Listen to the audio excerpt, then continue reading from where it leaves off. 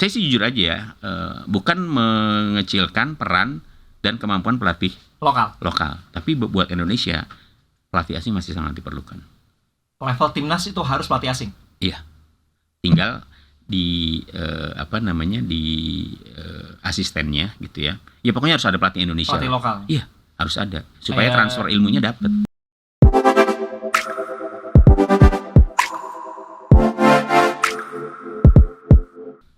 Pendengar dan netizen, kita balik lagi di podcastnya El Sinta. Nah, kali ini saya senang banget karena kedatangan pengamat sepak bola legendaris. Dulu di tahun 90-an, saya usia sekitar 45 tahun.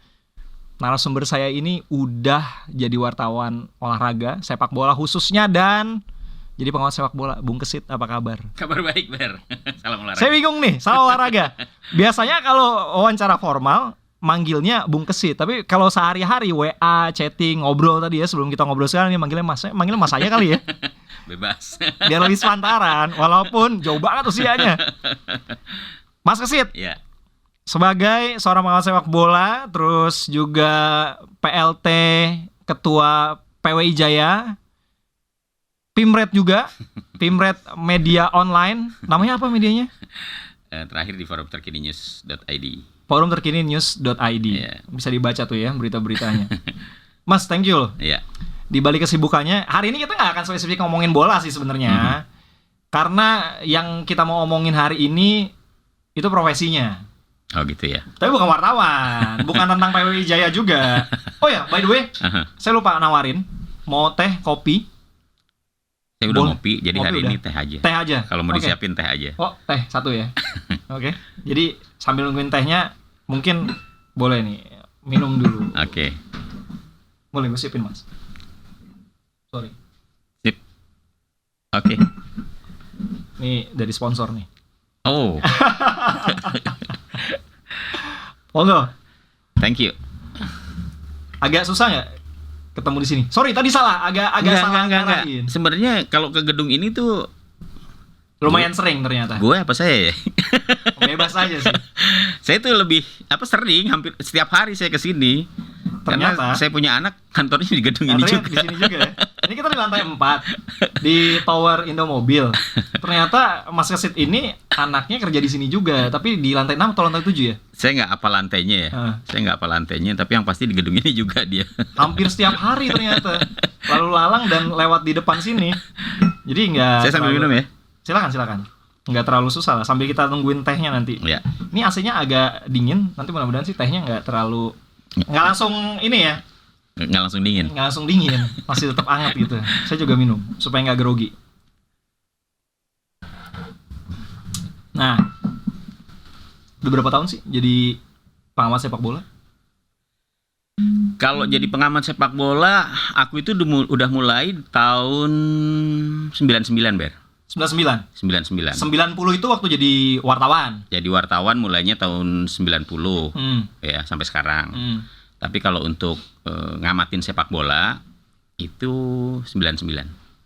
Dulu tuh tahun 90 itu masih umum jadi jurnalis nggak spesifik olahraga. Tetap olahraga. Saya ngawalinnya dari olahraga. Dari olahraga. Jadi waktu saya kuliah di IISIP ya, IISIP Jakarta, jurusan jurnalistik. Itu tahun 88. Ya. Walaupun saya lulus SMA tahun 86, tapi saya pernah 2 kali pindah kuliah sebelum ke IISIP. Nah, saya ngambil fokus jurnalistik. 2 tahun di sana, 88, 90 saya udah terjun.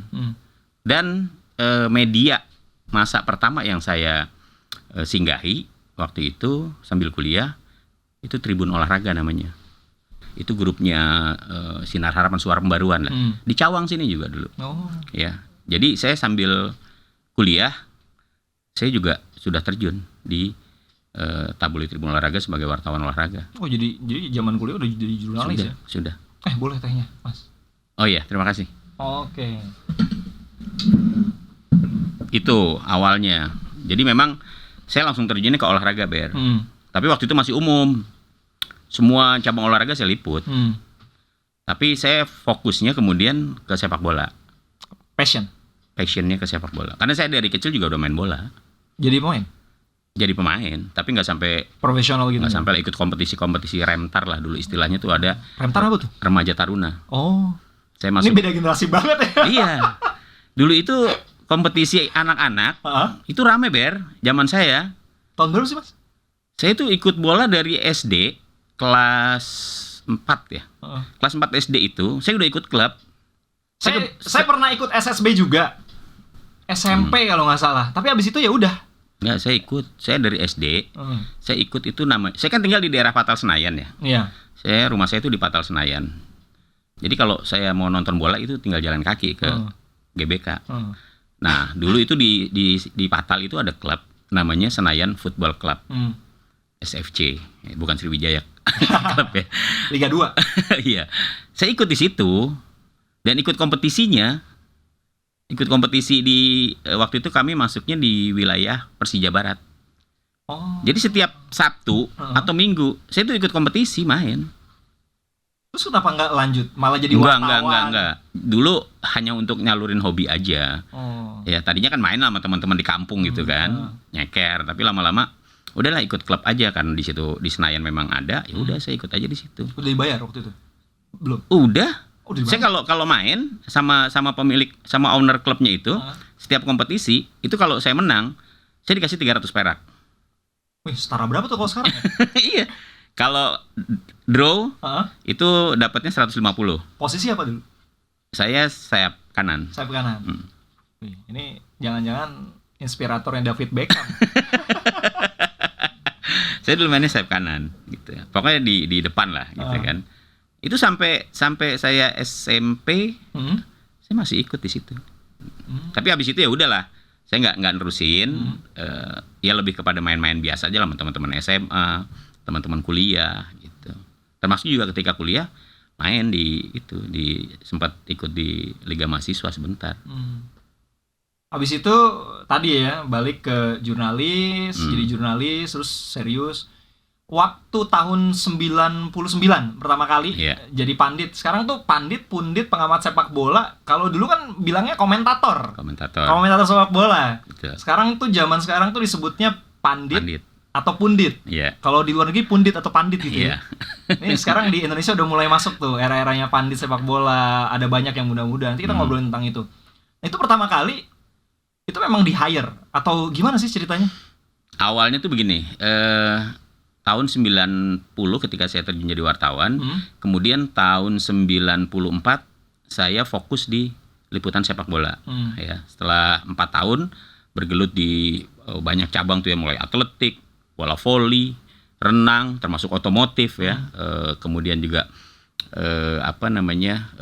cabang-cabang lainnya seperti karate, itu juga saya liput dulu, taekwondo. Pokoknya hampir semua lah. Nah, kalau sekarang nih, Elsinta telepon gitu misalnya. Kita mau wawancara ke semua olahraga masih bisa nggak? Jangan. Ntar orang pada bingung gitu. Biasa ngomongin sepak. Tapi kecuali kalau yang sifatnya umum gitu ya, itu masih oke lah ya. Gitu kan. Misalnya saya diminta komentarnya bagaimana Indonesia di ajang SEA Games, Asian Games. Jangan spesifik cabur. Jangan. Kalau bola masih oke lah ya bidangnya ya. Iya. Itu jadi 94 kemudian saya fokus di sepak bola. Seiring dengan perpindahan saya dari tabloid Tribun Olahraga ke harian terbit. Harian sore itu. Harian sore di terbit, udah saya dipercaya untuk pegang sepak bola. Udah dari situ kemudian ya saya sering nulis lah ya, ngulas segala macem. Nah, tahun 99 ditawarin untuk bawain program Liga Spanyol. TV apa tuh waktu itu? TPI. Oh, TPI. Sekarang udah jadi MNC. Iya. TPI itu dulu zaman saya tuh Televisi Pendidikan Indonesia. Iya, nah, anak-anak Gen Z zaman sekarang tuh nggak tahu tuh TPI itu.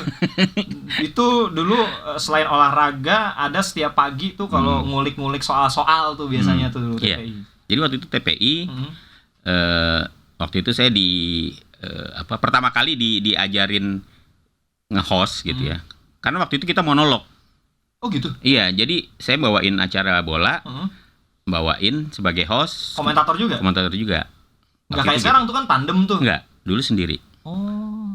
Itu di TPI, Boy Noya tuh yang ngajarin saya. Yang nyemplungin saya itu Boy Noya. Oh itu legend juga tuh. Legend juga tuh Boy Noya. Itu yang kemudian saya diajak untuk ditawarin lah sama dia. Dia diminta sama temennya, siapa nih yang bisa ngisi Liga Spanyol untuk di TPI gitu kan. Akhirnya saya yang diajak waktu itu.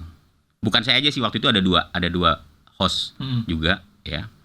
Yang satu lagi itu dulu bekas pengurus PSSI juga, namanya Demis Jamudin. Iya, tahu. Jadi saya sama dia gantian itu. Kalau nggak malam minggu malam Liga Spanyol. Pertandingan apa yang pertama? Pertandingannya saya lupa. Nggak ingat. Pertandingannya nggak ingat. Tapi masih cinta Madrid kan? Oh masih. Dari situ saya mulai cinta Madrid. Dari situ saya cinta Madrid. Gitu. Nah setelah itu baru itu hanya satu musim kok. Hanya satu musim. Habis itu teman-teman di RCTI mulai ngajak saya tuh. Dulu di TPI itu ada namanya program ya, waktu itu khusus ngebahas Liga Italia.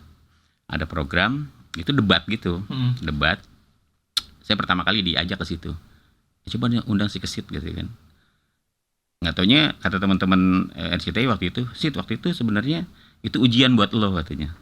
Kita mau ajak lo untuk jadi komentator di RCTI. Ngetes dulu nih ceritanya. Iya. Tapi udah masuk program. Sudah. Jadi itu memang mereka kejam juga ngetesnya. Mereka ngundang teman-teman media yang memang in charge di sepak bola. Nah, di situ namanya Tifosi. Oh ya, Tifosi. Nama programnya. Tahun 90 berapa tuh? 90 berapa ya? Enggak. Sebelum 2000 awal. 2000 awal. Oh, Tifosi. Iya, namanya Tifosi. Saya ikut tuh. Di situ saya SMP tuh. Oh iya. Kecil banget, tapi udah suka bola. Jadi dari situ baru ditawarin lah, diajak sama RCTI. Waktu itu RCTI punya Liga Italia kan? Iya benar. Terus hype banget tuh. Iya, terus mereka punya Liga Indonesia juga waktu itu. Ya udah dari situ terus.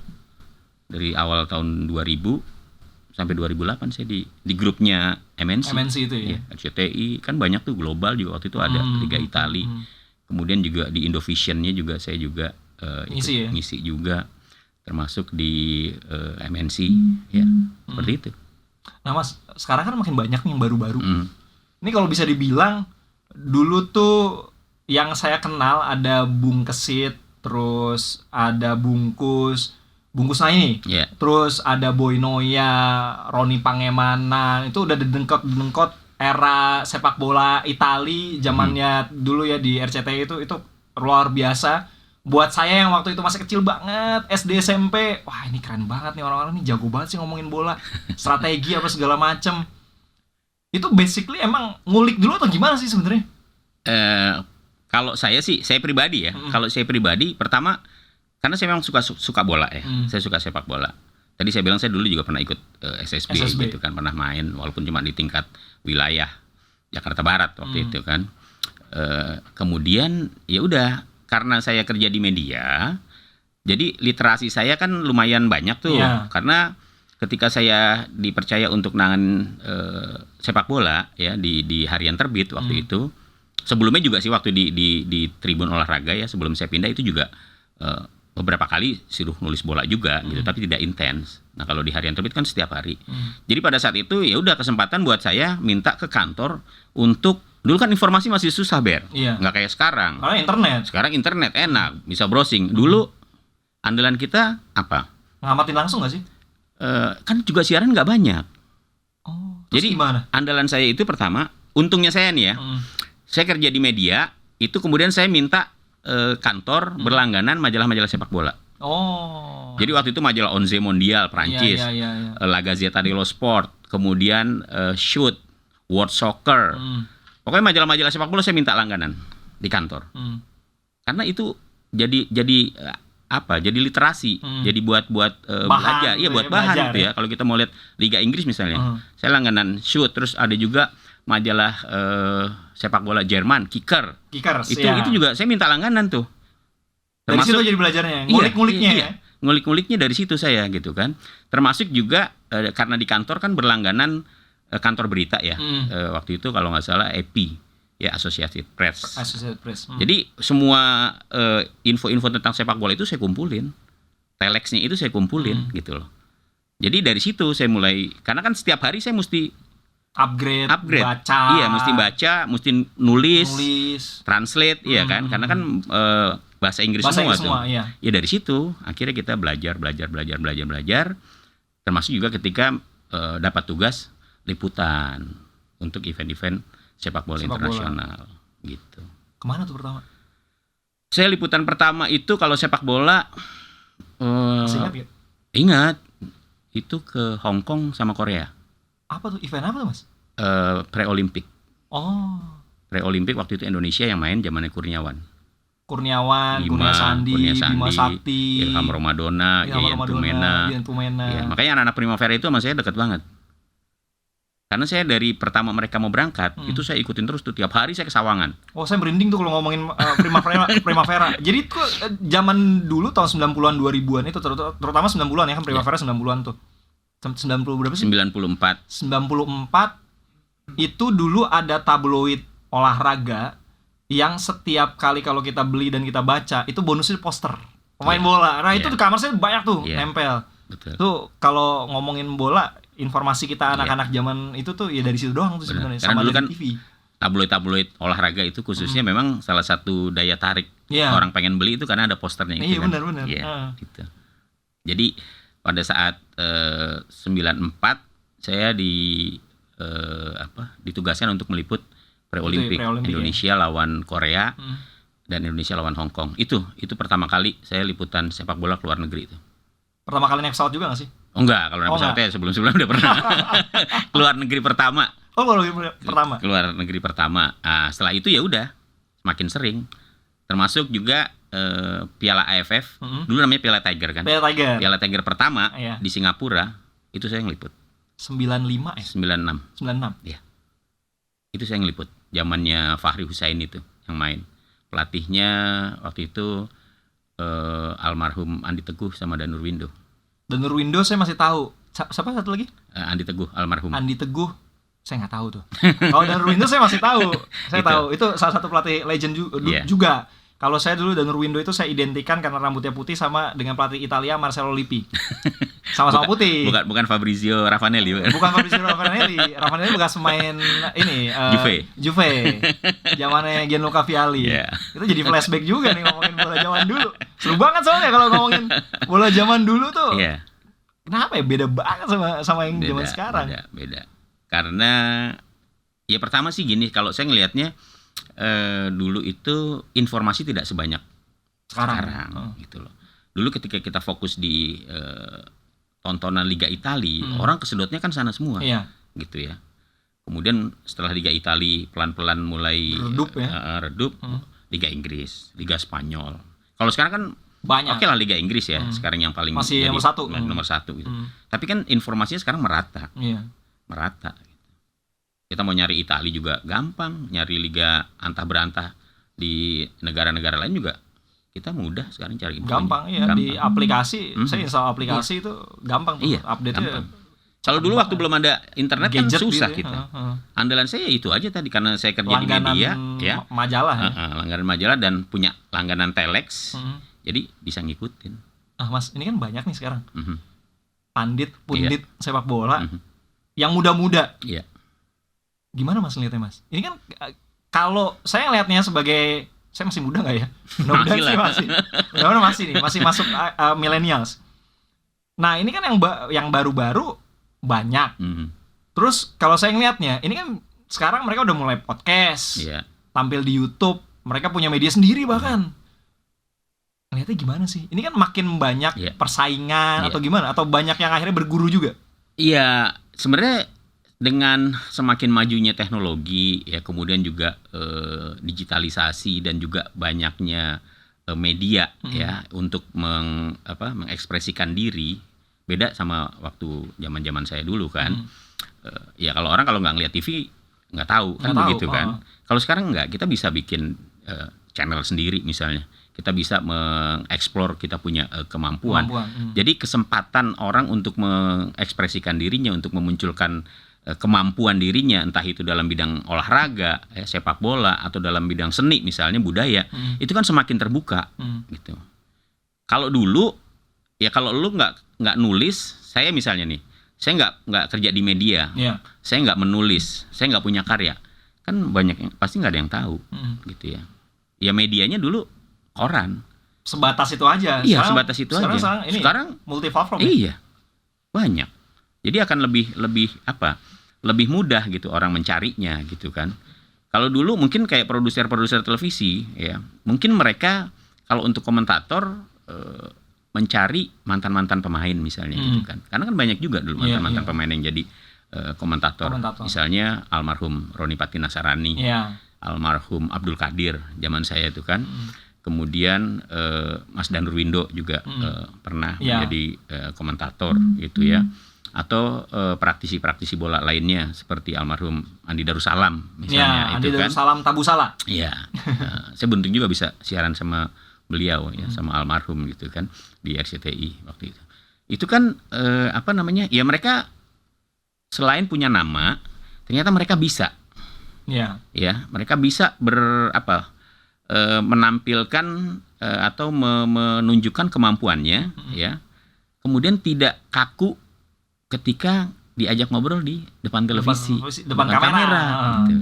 Yang biasanya tuh di belakang layar, nulis betul. gitu ya. Jadi memang banyak teman-teman ex pemain tim nasional yang sebenarnya punya kemampuan menganalisis sebuah pertandingan sepak bola itu bagus loh ya. Sekarang Supriyono ya? Supriyono. Kemudian Bambang juga udah mulai. Kemarin Piala Dunia tuh 17. Dulu ada Bambang Nurdiansyah juga. Pernah juga. Tapi sebenarnya banyak juga pemain-pemain yang lain yang punya nama, punya kemampuan juga. Tapi mereka nggak pernah lah beberapa pemain ya mantan timnas itu cerita maksudnya mereka nggak pede gitu loh ketika harus berbicara di depan kamera. Berarti gini Mas, bisa nggak kalau saya bilang dulu tuh komentator sepak bola udah bisa dijadikan profesi, tapi sambil nyambi tuh masih jadi wartawan. Sekarang udah bisa berdiri sendiri. Sudah bisa berdiri sendiri kalau sekarang. Kita aja nih berdua nih kita bikin channel gitu yang kita ulas apa gitu soal sepak bola. Ayo boleh. Ayo. Soalnya nih ya, Mas Kesit tuh dibanding sama pandit pengamat sepak bola yang lain, saya tadi sempat ngobrol off air. Kayaknya nggak ada channel YouTube sendiri yang benar-benar spesifik ngebahas bola gitu ya sama Mas Kesit. Ya udah Elsinta bikin lah. Ntar kita kolaborasi. Boleh lah. Nanti ya kita obrolin lagi. Siap. Nah, tapi kan kalau untuk dijadikan sebuah profesi, nih ujung-ujungnya ngomongin kalau profesi untuk masa depan nih, gitu ceritanya gitu ya, menjanjikan nggak sih? Cukup menjanjikan lah ya, cukup menjanjikan. Tapi ya itu tadi, sepak bola itu kan berkembang terus ya. Sepak bola berkembang terus dan juga persaingan di antara teman-teman pundit ini kan juga banyak ya. Banyak sekarang udah muncul yang muda-muda gitu ya. Ya akhirnya kan mereka ya tadi seperti saya katakan membuat channel sendiri, berharap akan mendapatkan followernya sendiri ya. Tentunya dengan konten-konten yang menarik yang mungkin beda dari konten-konten tentang sepak bola yang sudah ada gitu. Kan tantangannya kan itu, bagaimana kemudian membuat konten yang betul-betul membuat masyarakat atau penonton sepak bola itu tertarik untuk nonton, kan itu. Nah sekarang kan salurannya terbuka banyak. Kalau dulu misalnya di televisi ya udah masing-masing kan punya program, iya kan? Saya sebut aja lah, nggak apa-apa kan nyebut ANTV misalnya itu punya program. Dulu RCTI punya yang namanya Planet Football, itu pasti ditunggu-tunggu tuh, iya kan? Atau misalnya Trans ada apa tuh Galeri Sepak Bola Indonesia atau apa gitu ya. Itu kan masing-masing punya. ANTV juga punya yang namanya Lensa Olahraga, ya sangat banyak gitu. Tapi kan orang kemudian asal hari Minggu jam segini, udah tunggu kalau masyarakat sepak bola ya. Oh jam segini nanti Planet Football di RCTI, orang larinya ke sana semua kan begitu. Dan dulu kan persaingannya nggak banyak. Ya, kalau sekarang kan banyak.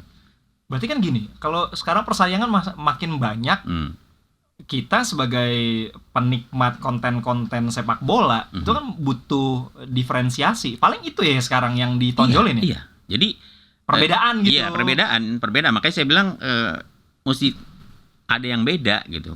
Iya, sekarang banyak lah konten-konten soal pembahasan soal sepak bola gitu kan. Ya menurut saya kan hampir sama semuanya gitu loh. Artinya normatif semua gitu kan. Kalaupun misalnya ada perbedaan mungkin gaya pembawaannya aja yang beda. Mungkin ada yang semangat, ada yang slow aja, ada yang sambil bercanda, ya kan, atau ada yang nyeleneh gitu kan. Dengan kontroversinya. Nah, kan untuk mencari peminat kan, ya mungkin yang nyeleneh itu yang lagi disukai gitu. Iya, jadi sebenarnya banyak gitu. Tinggal kita mau yang serius, setengah serius, atau bercandaan kan begitu. Tinggal itu sih lebih kepada pilihan lah ya. Lebih kepada pilihan. Berarti kalau ada orang yang sekarang mau, misalnya nih anak-anak muda nih zaman sekarang, passionnya udah di bola, jadi wartawan olahraga. Banyak juga sih sebenarnya teman-teman jurnalis kita yang muda-muda itu udah mulai kan ya. Banyak. Masuk ke dunia komentator atau pandit sepak bola. Tapi kalau mau berdiri sendiri, tanpa tadi misalnya kita embel-embel, melepaskan lah, misalnya gitu ya Mas Yose. Gue ninggalin deh jurnalis, gue fokus nih di pandit, pengawas sepak bola. Bisa jadi profesi yang betul-betul settle nggak sih sebenarnya? Kalau iya, apa sih yang harus dilakuin? Ya, tantangannya nggak gampang sih ya. Artinya ketika banyak konten yang dimunculkan dari pembahasan soal sepak bola, ya kan. Makanya saya bilang mesti ada yang beda gitu ya. Kalau pundit yang biasa tampil di televisi gitu ya, memang menjadi pengisi tetap di acara sebuah program sepak bola gitu ya. Yaitu menjanjikan gitu loh. Kontrak berapa gitu berapa ya? musim. Iya, gitu iya. Ya, artinya kan jelas di situ loh, ya. Problemnya adalah ketika program-program itu kemudian tidak konsisten dijalankan. Itu aja. Artinya kalau tantangan kita membuat channel ya, dari pengalaman-pengalaman yang ada gitu.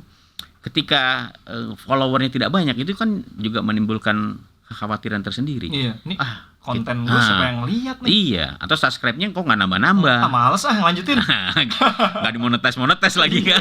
Kalau sudah dimonetis kan tinggal mempertahankan aja dan meningkatkan kualitasnya kan itu. Ya, tapi kalau misalnya awal, artinya kita mau membuat ngebangun. Ya, ngebangun itu kan juga butuh proses. Ya, tantangannya nggak mudah juga gitu kan, harus melihat pesaing-pesaing yang lain. Oh, gue bikin apa nih? Oh, ini udah dibikin nih sama yang sana kan begitu. Ya kita punya modal gede kali ya. Iya, modal juga kreativitas pada akhirnya gitu. Kreativitas, modal, kemudian juga iya balik lagi soal bagaimana pengetahuan soal olahraga itu sendiri. Sepak bolanya. Iya, khususnya sepak bola gitu. Karena kan banyak nih sekarang pundit-pundit sekarang ini pinter-pinter gitu.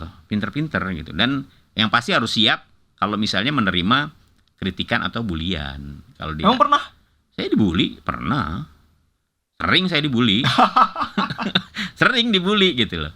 Sering dibully. Makanya kalau saya, karena saya kan wartawan juga ya. Saya wartawan juga, pengamat juga gitu kan. Saya sering jadi narasumber gitu.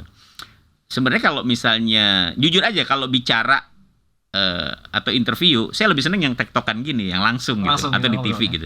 Tapi kalau wawancara dengan media yang untuk ditulis, nah itu agak repot. Kenapa? Ya kadang-kadang kan kita nggak tahu di framingnya mau dibawa kemana gitu ya kan. Kadang-kadang kita ngomongin A, sebenarnya kita mau fokusin ngomong A gitu kan, A B B B B gitu kan, C gitu kan. Ya udah. Tiba-tiba ternyata kok yang diangkat yang di sini gitu kan. Padahal ini nggak ada hubungannya dengan konteks yang tadi awal-awal ditanyakan. Apalagi kita sebagai jurnalis kita punya sense itu juga kan. Iya makanya. Orang saya aja nggak diwawancarain aja bisa ada berita. Paling inget pernah dibully apa Mas? Apa sih biasanya karena ini? Banyak sih ya. Karena pertama misalnya soal analisis misalnya tim A lawan tim B lah, entah itu Liga Inggris, Liga Italia, lebih kepada prediksi misalnya. Itu juga ya biasanya kalau misalnya saya nganalisis sesuatu ya, sebuah pertandingan gitu, katakanlah misalnya Liga Champion, ya pasti ntar yang ngamuk-ngamuk tim yang kita anggap bakal kalah gitu kan. Gini, ini yang mungkin akan jadi pertanyaan banyak orang juga. Seorang pengamat sepak bola itu dia boleh berpihak nggak sih? Ya boleh-boleh aja, kenapa nggak boleh? Boleh-boleh aja. Nggak masalah ya? Nggak masalah. Sekarang orang misalnya ditanya, kan ya seperti di El Sinta juga lah di radio. Kan pasti terakhir ditanya. Prediksi. Ngunggulin yang mana kira-kira kan akhirnya kayak dukun ya, prediksi. Tapi yang penting objektif aja. Gitu. Objektif aja. Artinya gini, oke lah, saya mungkin orang tahu saya pendukung Real Madrid misalnya gitu kan. Kemudian Real Madrid ketemu sama di Liga Champion lah misalnya, ketemu dengan tim yang secara kualitas misalnya di bawah Madrid. MU lah taruh tim saya. Nah, misalnya lawan MU gitu. Lagi di bawah harus diakuin.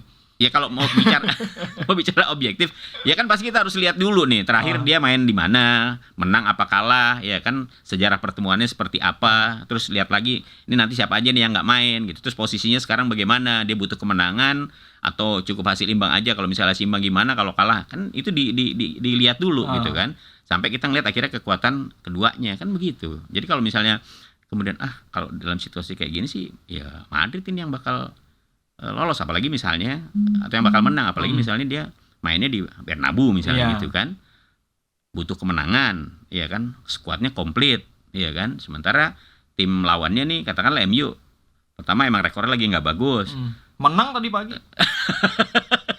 terus skuadnya lagi nggak komplit misalnya, kan pasti orang akan di atas kertas, ini bakalan Madrid kan begitu.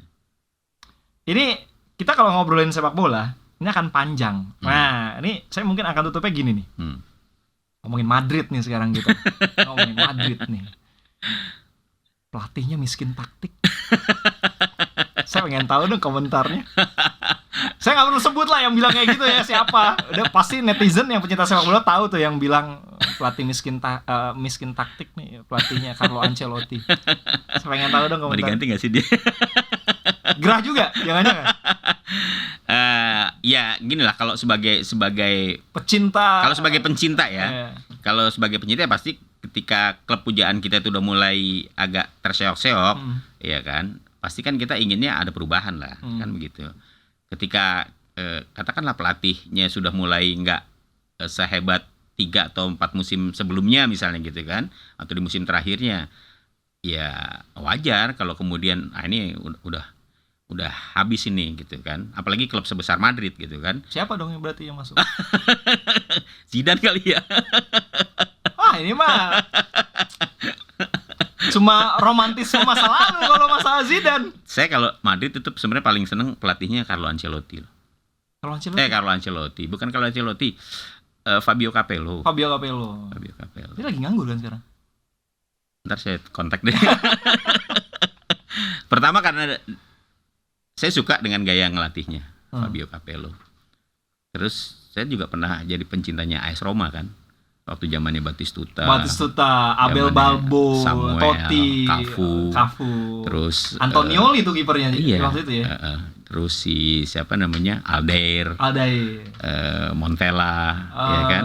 Aduh lupa yang dari Prancis nomor 32, Prancis atau Argentina ya, nomor 32 dulu pemain Roma zaman Batistuta nomor 32, dia gelandang tengah. Del Vecchio nomor 24. Ya masih ada Del Vecchio. Waktu itu Montella masih agak muda lah ya. Kemudian ya itu Samuel Capello itu ya. Iya, itu kan masa kejayaannya Roma waktu itu, ya kan. Nah, itu saya suka gitu kan. Ngelihat dia gaya melatihnya gitu. Keras gitu. Ya pada akhirnya ketika seorang pelatih sudah mendapatkan apa yang dia mau, itu biasalah kalau kemudian dia mengalami sedikit penurunan, ya kan. Ya wajar. Tapi saya suka dengan gayanya dia. Ini ngomong-ngomong kita udah berapa menit ngobrolnya? Udah setengah jam lebih kayaknya ya. Bener ya, udah setengah jam lebih ya. Ini nggak terasa kan? Nggak terasa kalau 2 hari 2 malam juga kurang. Mas, ini mungkin kita tutup nih. Timnas perlu diganti nggak pelatihnya? Sintayong. Saya pernah bilang Sintayong itu masih diperlukan. Kenapa? Untuk tim. Gini loh, sebenarnya kalau kita bicara soal pelatih, ya, Indonesia nih, saya ini kan ngikutin terus nih Indonesia dari zaman 90-an lah, ketika awal-awal saya jadi wartawan. Itu kan Indonesia nih kalau mau dicatat dari seluruh negara-negara dunia lah ya, mungkin negara yang paling banyak, paling sering mengganti pelatih tim nasionalnya. Iya, coba deh. Coba aja. Sebentar-sebentar ganti pelatih gitu loh. Nah, sekarang ya oke lah, Sintayong memang jujur dia belum menghasilkan prestasi apa-apa. Ya, tapi kan harus berprestasi. Loh iya. Makanya saya bilang sekarang ukurannya, kalau saya betul, ukuran sebuah prestasi itu adalah ketika seorang pelatih sukses membawa timnya meraih juara, ya. Piala ya. Iya. Nah, sekarang saya kembalikan lagi nih ke PSSI. Kan harus ada target dulu. Sekarang kalau misalnya PSSI targetnya memang kepada Sinteyong ya terutama ya bukan di tahun 2023, ya harus konsisten gitu loh. Misalnya tahun 2024 itu adalah target di mana Sinteyong harus menghasilkan prestasi untuk Indonesia, untuk tim nasionalnya. Kalau misalnya di tahun 2024 ternyata dia tidak bisa memenuhi target itu, baru gitu. STY itu udah berapa tahun ya? Kan dari tahun dia sekarang berarti masuk tahun ke 2019 ya dia kalau nggak salah. Iya, masuk tahun keempat kan? Keempat ya. Iya. Artinya apa? Artinya ketika dia sudah mengawali proses itu ya, kemudian sampai pada titik di mana dia harus mewujudkan target tersebut dari federasi, ya itu harus, kalau enggak baru. Kan kita nggak tahu nih target yang dibebankan PSSI sama Sinteyong apa sih? Gitu loh. Juara SEA Games. Kemarin kita nggak juara di SEA Games, iya kan masih tetap nggak dipecat juga. Iya, artinya kan mungkin itu bukan target yang ditetapkan oleh PSSI. Gitu. Makanya saya bilang yang paling penting adalah konsistensi dalam mewujudkan target itu. Kalau misalnya di 2024 ini dia nanti dia ternyata tidak mampu memenuhi target yang dibebankan oleh PSSI, buang. Gitu. Karena gini loh, sepak bola kita ini itu tadi selain sering gonta-ganti pelatih, akhirnya kan nggak jalan gitu. Generasi pemainnya kan pasti akan ganti juga tuh. Selera pelatih kan biasanya kalau iya, gitu. Dan kan harus diakui juga bahwa keberanian Sinteyong dibandingkan dengan pelatih-pelatih sebelumnya adalah melahirkan pemain-pemain baru. Nama-nama baru. Iya. Saya nggak kenal tadi ya. Ramadan Sananta, kemudian Hoki Caraka. Udah dimunculin. Arkan Fikri misalnya. Masuk timnas senior lagi. Iya, sudah dimunculin gitu kan.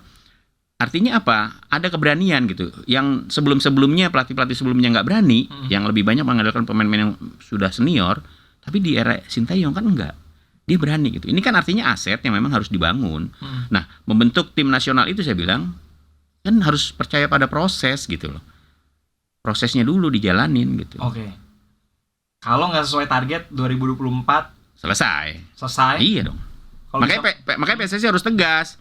Apa nih target yang dibebankan kepada Sinteyong gitu. Kalau misalnya jadi masyarakat tahu gitu loh. Kalau misalnya oke, pokoknya saya tidak mau tahu misalnya Indonesia harus juara Piala Asia misalnya kayak begitu targetnya. Kalau enggak ya sudah selesai. Kira-kira seperti itu loh, harus tegas. Jadi masyarakat nanti bisa mengukur nggak berhasil tuh dia. Silakan ganti gitu. Siapa penggantinya? Aduh, kalau soal penggantinya agak repot nih Ber. Pertama gini, saya sih jujur aja ya, bukan mengecilkan peran dan kemampuan pelatih lokal, tapi buat Indonesia pelatih asing masih sangat diperlukan. Level timnas itu harus pelatih asing. Iya, tinggal di asistennya gitu ya. Ya pokoknya harus ada pelatih Indonesia. Pelatih lokal. Iya, harus ada supaya transfer ilmunya dapat. Kayak dulu zamannya Luis Milla ini ya, Bima Sakti. Iya, pokoknya harus ada. Coach Bima ya. Iya. Jadi harus ada ilmunya biar bisa dapat juga gitu ya. Jadi transfer. Iya, nyambung dan ke bawah-bawahnya juga harus seragam. Itu. Siapa? Ya kalau bicara sosok ya agak sulit lah ya gitu. Yang pasti banyak lah pelatih-pelatih top di Indonesia di dunia ini yang bisa dihadirkan oleh Indonesia. Ya tergantung kekuatan finansialnya. Itu aja kan. Kalau Vietnam aja berani misalnya gitu kan, atau misalnya Malaysia, Singapura berani menghadirkan pelatih-pelatih top, kenapa Indonesia enggak? Waktu kita menghadirkan Luis Milla kan juga sebenarnya itu sebuah catatan yang luar biasa gitu kan. Buat sepak bola Indonesia gitu. Tapi kan ternyata nggak mampu juga Luis Milla. Oke, berarti 2024 tetap STY tapi dengan catatan kalau menurut Bung Kesit. Iya, harus ada. Pokoknya targetnya harus disampaikan dulu oleh PSSI. Apa nih target untuk Sinteyong? Karena masyarakat juga menunggu gitu. Jadi masyarakat tahu di tahun 2024 target Sinteyong ya yang ditargetkan oleh PSSI harus ini. Oh ternyata tidak berhasil. Ya sudah, evaluasi, ganti. Yang jelas 2024 kita akan dapat presiden baru nanti. Oh itu pasti. Bung Kesit, thank you ya. Sama-sama Ber. Salam olahraga. Kita ketemu lagi nanti di podcast El Sinta. Saya pengennya sih ngomongin bola lagi karena kalau ngomongin bola tuh pasti akan rame banget dan seru. Ya mungkin lah nanti di nextnya. Projectnya gimana? Ayo. Nanti kita bahas ya. Siap. Kita ketemu lagi nanti di podcast El Sinta. Sampai jumpa.